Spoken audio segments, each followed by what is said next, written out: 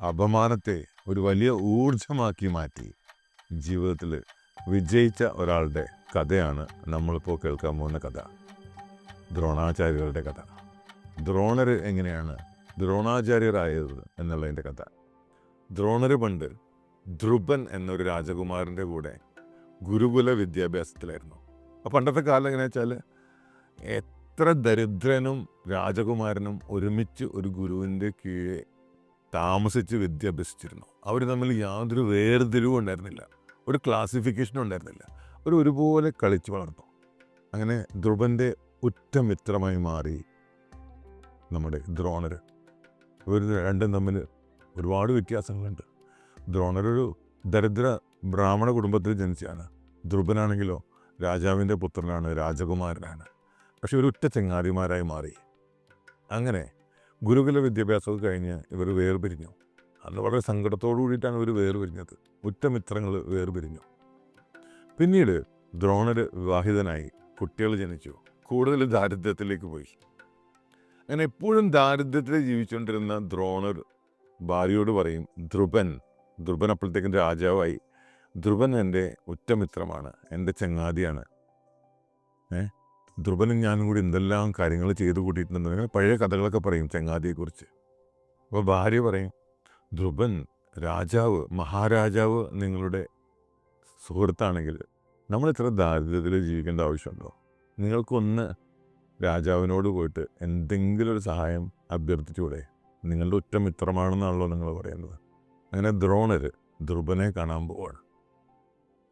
ധ്രുവനെ കാണാൻ പോകുന്നൊരു സീൻ ഗംഭീര സീനാട്ടോ. ദ്രോണർ ധ്രുവനെ കാണാൻ പോകുന്നു. കൊട്ടാരത്തിൻ്റെ പുറത്ത് കാത്തു നിൽക്കുന്നു. കാവൽക്കാർ ചോദിക്കുന്നു, ആരാണ് നിങ്ങളെന്ന് ചോദിക്കുന്നു. അപ്പോൾ വേഷം കണ്ടാലറിയാം ഒരു ദാരിദ്ര്യം പിടിച്ച സെറ്റപ്പാണെന്നുള്ളത്.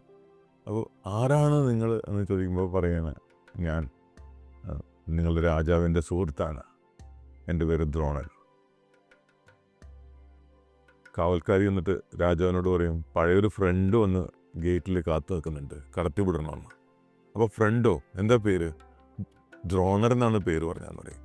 ധ്രുവൻ ഉടനെ തന്നെ കൊട്ടാരത്തിൽ നിന്നും പുറത്തേക്ക് വരും, ഗേറ്റിൻ്റെ അടുത്തേക്ക് വരും. നോക്കുമ്പോൾ കാണാം ദ്രോണർ അവിടെ കാത്തു നിൽക്കുന്നത്. ധ്രുവൻ അടിക്കുന്നൊരു ഡയലോഗ് ഉണ്ട് കേട്ടോ.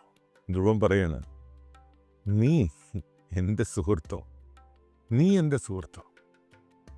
ദ്രോണരെ, നീ നിന്നെ നോക്കൂ, നീ എന്നെ നോക്കൂ. ഞാൻ രാജാവാണ്, നീയോ ഒരു ദരിദ്ര ബ്രാഹ്മണനോ. സമന്മാർ മാത്രമാണ് ദ്രോണരെ സുഹൃത്തുക്കളാവുന്നത്. സമന്മാരല്ലാത്തവരാരും സുഹൃത്തുക്കളല്ല.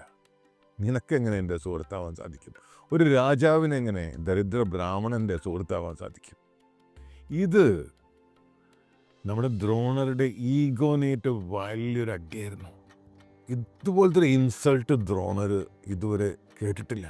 ദ്രോണറെ കൂടെ തകർന്നുപോയി. അപമാന ഭാരത്താൽ തലകുനിച്ച് വേദനയോടുകൂടി കൊട്ടാരത്തിൻ്റെ പടിയിറങ്ങി പോവുകയാണ് ദ്രോണർ.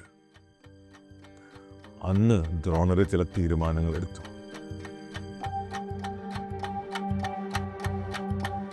ആ തീരുമാനങ്ങളാണ് ദ്രോണരെ ദ്രോണാചാര്യരാക്കി മാറ്റിയത്.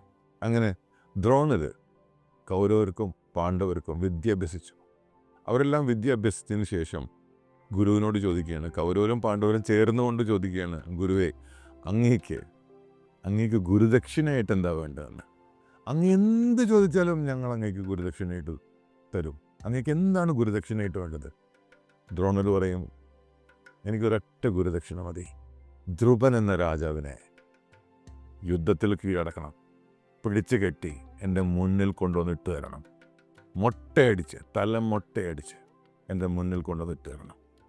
ഇതാണ് നിങ്ങൾ എനിക്ക് തരേണ്ട, കൗരവരെ പാണ്ഡവരെ, ഇതാണ് നിങ്ങൾ എനിക്ക് തരേണ്ട, നിങ്ങളുടെ ഗുരുവിന് തരേണ്ട ഗുരുദക്ഷിണ. പറഞ്ഞതുപോലെ തന്നെ ചെയ്തു. കൗരവരും പാണ്ഡവരും കീഴടക്കി ധ്രുവനെ തലമുണ്ടനം ചെയ്തു, വരിഞ്ഞു കെട്ടി. പാർസൽ ദേ കിടക്കുന്നു ദ്രോണരുടെ കാലിൻ്റെ മുന്നിൽ നിരാലംബനായി നിസ്സഹായനായിട്ട് കൈയും കൂപ്പി നിൽക്കുകയാണ് മഹാരാജാവ്. കൈകൂപ്പി നിന്നുകൊണ്ട് ധ്രുവൻ ദ്രോണരോട് പറയണ, എന്നെ കൊല്ലരുത്, എൻ്റെ രാജ്യം മുഴുവനും അങ്ങെടുത്തോളൂ, എൻ്റെ എല്ലാം അങ്ങെടുത്തോളൂ, എന്നെ കൊല്ലരുത്, എന്നെ വധിക്കരുത്, എന്നെ വെറുതെ വിടണം. ഉടനെ ദ്രോണർ ചിരിച്ചുകൊണ്ട് പറഞ്ഞു, നിന്നെ ഞാൻ വധിക്കില്ല ധ്രുവ. നിന്റെ മുഴുവൻ രാജ്യവും എനിക്ക് വേണ്ട. നിന്റെ പകുതി രാജ്യം ഞാൻ എടുക്കുകയാണ്. അങ്ങനെ പകുതി രാജ്യം എടുത്തിട്ട് ദ്രോണർ പറയാണ്, ഇപ്പോൾ നമ്മൾ സമന്മാരായില്ലേ ധ്രുവ?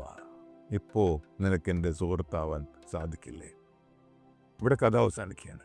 ഒരു അപമാനമാണ് ദ്രോണരെ ഈ വിജയത്തിലേക്ക് ദ്രോണാചാര്യരാക്കി മാറ്റിയത്. നമ്മളുടെ ജീവിതത്തിലുണ്ടാവുന്ന അപമാനത്തിൽ നമ്മൾ ആത്മഹത്യയെക്കുറിച്ചല്ല ചിന്തിക്കേണ്ടത്, ഡിപ്രഷനിലേക്കല്ല പോകേണ്ടത്, ഇൻഫീരിയോറിറ്റി കോംപ്ലക്സിലേക്കല്ല പോകേണ്ടത്. അതിനെ ഒരു ഊർജ്ജമാക്കി മാറ്റി ജീവിതത്തിൽ എങ്ങനെ വിജയം കൊയ്യാം എന്നാണ് നമ്മൾ ചിന്തിക്കേണ്ടത്. Thank you.